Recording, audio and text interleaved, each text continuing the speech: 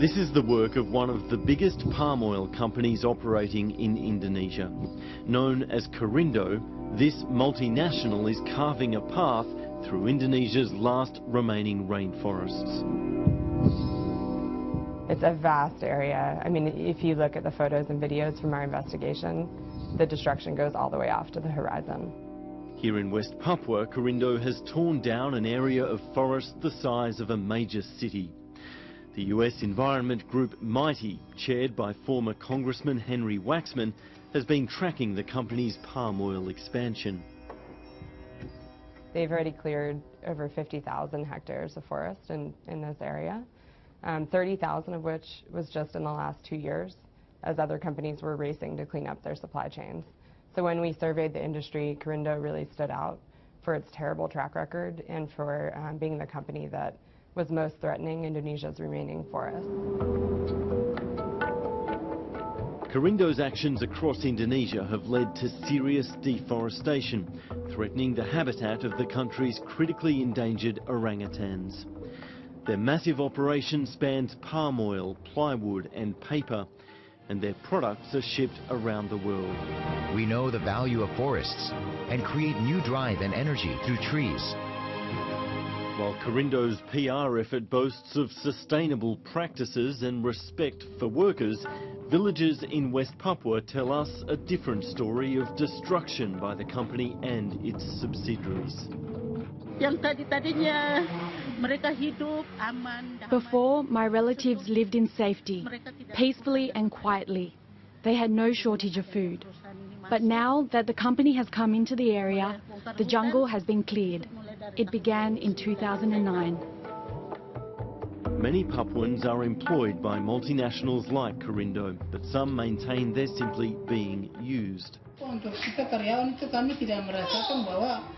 We, the employees, do not feel that the wages given to us are reasonable or fair.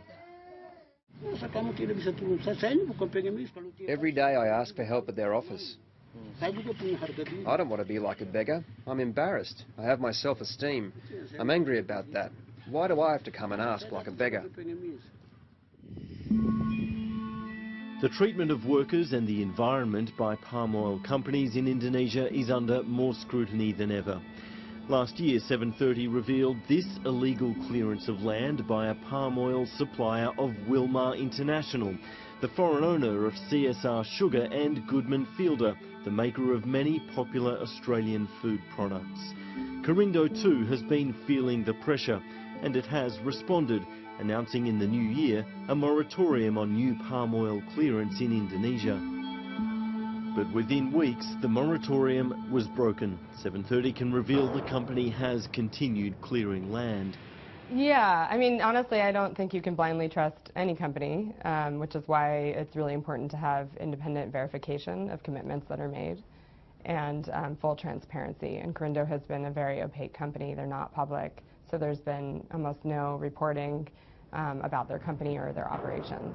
Korindo is using an assessor that we deem untrustworthy, and so we're really asking Korindo to submit the assessments that are done to a quality review panel. Korindo declined our request for an interview, but said its palm oil operations are committed to operating in a sustainable manner and that it protects human rights for all of its 20,000 Indonesian employees.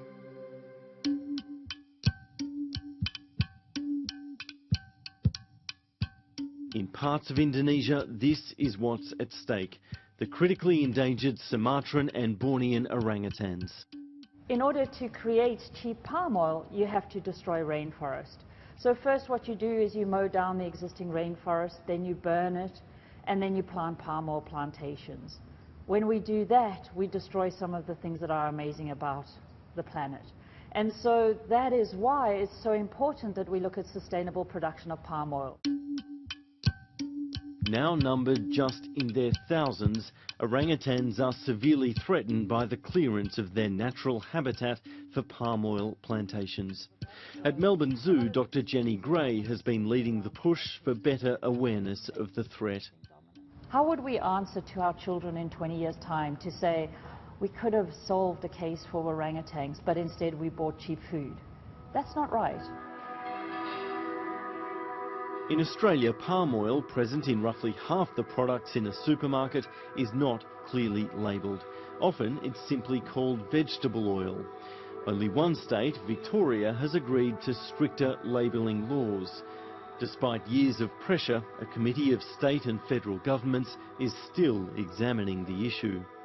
We're hoping what they're going to do is ask the communities of Australia and New Zealand, because we know that the everyday people out there who buy foodstuff want to know whether or not there's palm oil in their food. Food manufacturers have been fighting the stricter labelling move for years and still are.